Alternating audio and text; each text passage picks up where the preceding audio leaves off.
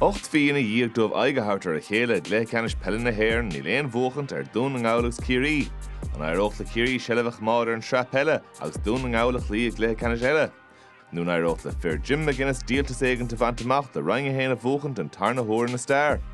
Bhí Brian Tyres agus Mark Hart de barc an crocaigh don ceann seo.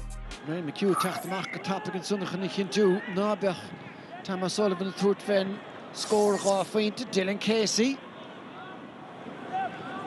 Fainan sa agus Clifford a teachta roar gan éine chur brúan sanir agus tá Phointige.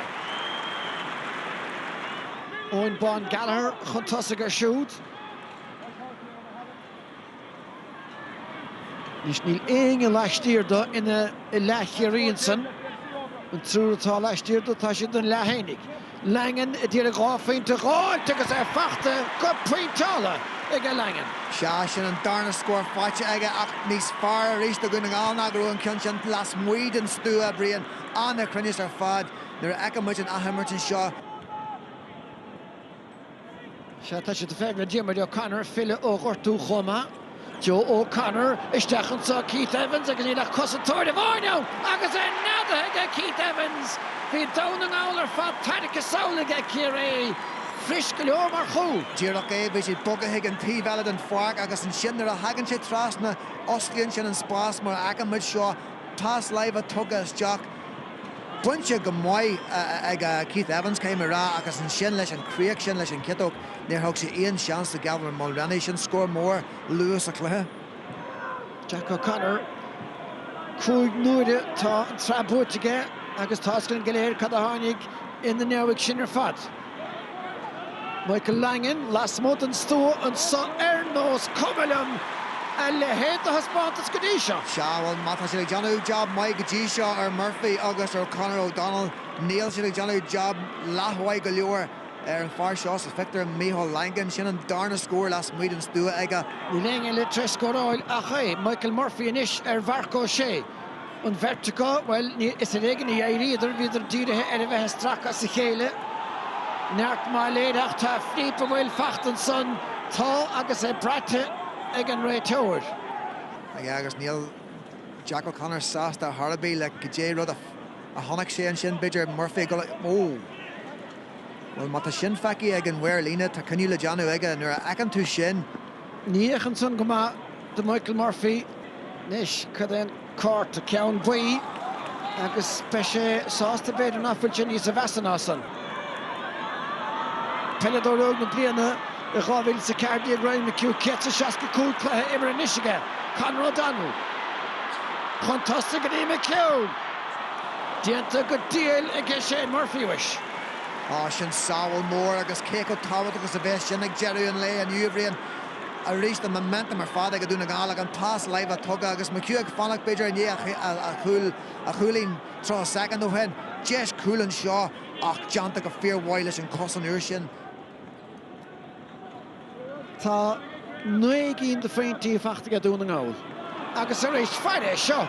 Max Campbell ómaige a héine hocrú an ceann na stúr háir sin trasnán. Marco sé a ríist a buachtan ar Michael Langan san éir. Joe O'Connor ein roar amháin isteach a John Chúil go dtí seo ag sin. Graham Sullivan isteach go dtí Clifford a réist agus bhí sé i sleanú nuair a tháinig an clec ó Max Clifford. Seán O'Shea agus Count Bra agus anna bhrá. Fachtaige O'Shea. Seán níos fearr a rís an brú O'Shea ever a hacht de Ciarraí a lár na parca an sin crothaí ag David Clifford agus cégur het sé chun talú bhí a Seán Cara an aice leis an sin ever a héan ag Seán O'Shea. A cheadúthar chun céin ag Ciarraí Graham O'Sullivan.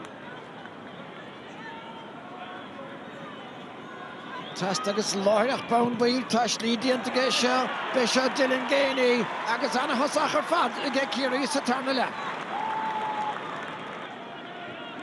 Tast go dtí Joe O'Connor. Nis mar sin. Campbell féh leis isteach go dtí fear an chúil ar a Keith Evans agus tá san díanta anna eas tá sé siúd a dhéanam go maith.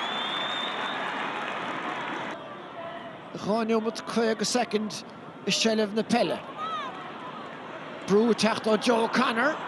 Ach tá Langan ialuthe leis agus Bob Banna jaspúirt an sonnige agus tá sé de stig leis mar sin Conrad Arnold agus roundsach buintas an líontán an chora leis an tréimh se sellh bhíige Ciarraí rim le hama a gluthe canisteir na nuirig. Sin Ciarraí ón fácht fianala bhíon conní sin an lídroidir fiáid trí bhuaimite bog nó mhór ach an sin ar a doscail na Barney Suas na pas na leive ionach an seo fanga bheith mit seo.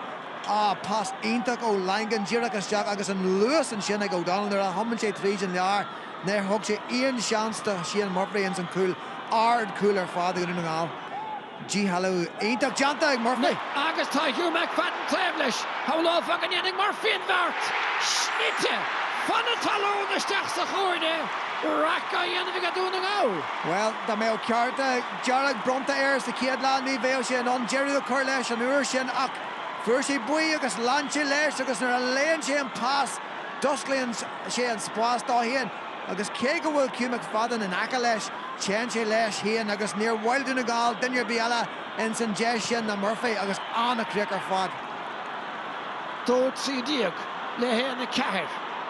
Bearnach áfeinte díag tá me ganigil in is scafaisteach tóca sé siúd a fó cool! Bhí sé túr fé faointe! Bhí sé cartgan gúlbáir stop cé díoracha. Cinnte go raibh Ciarraí an cúilí na aimimsúach ba cumann leis deaiteil sé isteach thar an cúilbeire mar agamuid a rís é croí ag Max Campbell. Má ganigil ag teach tríd seas cinnte go raibh Ciarraí an cúilí na aimimsú ach het sé hís faoin trasnan Ciarraí faoin trasnan agus a leithir sa trí bhuaimite ag dún nGall trí cúil fáte acu.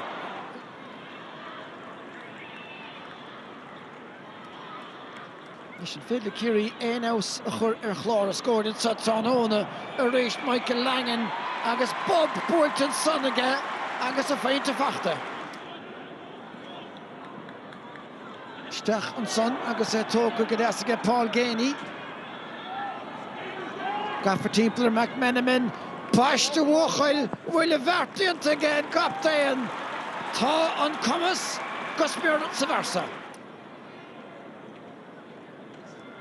Roarty, the land Paul Ganey, Michael Langan and son, agus tá siad nachmór istigh ar éis fin bhar Roarty le na cheatóig le cabhair an choile thar sin trasnáil. Deis déanach ige Ciarraí.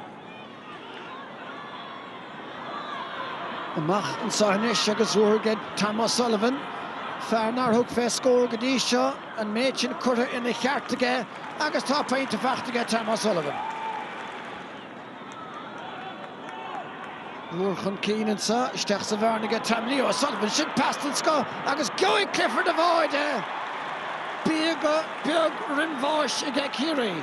Anna críoch ar fád sin níos fearr ó David an uair sin an glúiseach a rís bogann sí amach go dro an cléthain agus an sin garan sí isteach leis an cluisteach agus leis an luair sin aige agus an sin an críoch well feicimid sin minic go leor ó David a barc an crocaí. The second déanacha agóidh ag an glasóg agus tá an feilsinstúr a thar sin trasnáil chomá. Neadar seaníoch ní chóide ag san tá sé buile beag déanach achas iad dún nGall Curry Ryan héan na srathe den líon fithe sé. I won't let it break me, I'll get up and start again. 2007 since last time Donegal won up here, so look, we probably had the fire in the belly a wee bit because of that performance in the All-Ireland. We targeted the first 20 minutes. From last year we felt that the first 20 minutes the game got away from us, so we put a lot of focus around the kick-out battle and I think that gave us a platform.